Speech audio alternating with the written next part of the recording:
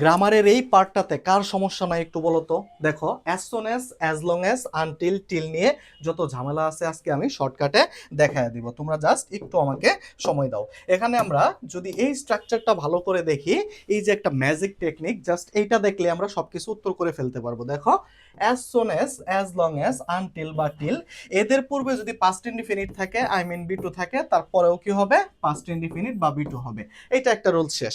তারপরে যেটা নিয়ে তোমরা একটু প্যারাই পড়বা সেটা দেখো, সেম জিনিস, as soon as long as, till, until, till, এদের ক্ষেত্রে যদি ফিউচার ইনডিফিনিট অথবা ফিউচার পারফেক্ট টেন্স থাকে। এখন ফিউচার ইনডিফিনিট বা জিনিসটা কি? Shall will plus V one, আর ফিউচার পারফেক্ট টেন্সটা হচ্ছে shall have will have plus V three.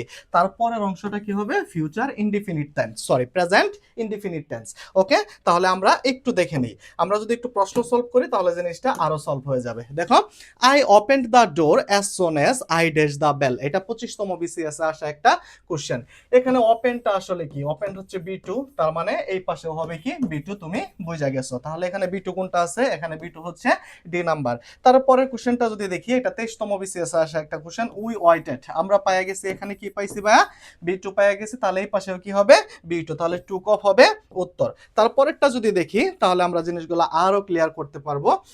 I shall ring you up as soon as, এই যে দেখো shall will plus V one থাকলে সেটা কি? Future indefinite tense. আর ফিউচার ইনডিফিনিট বা ফিউচার পারফেক্ট টেন্স যাই হোক না কেন, ডান পাশে হবে কি? Present indefinite tense. তাহলে উত্তর হবে I arrive.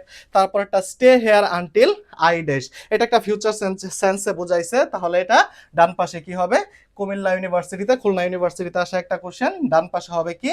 Present indefinite tense. তারপরেরটা যদি আমরা দেখি, she will have opened the door as soon as her husband dash, Islamic ইউনিভার্সিটিতে আসা একটা question. Shall have will have plus V three থাকলে সেটা হবে কি? Future perfect tense. তাহলে ডান পাশে হবে কি? যেহেতু হার হাজব্যান্ড হচ্ছে এখানে, হার হাজব্যান্ড এখানে থার্ড পারসন সিঙ্গুলার নাম্বার, তাহলে তো হবে কামস।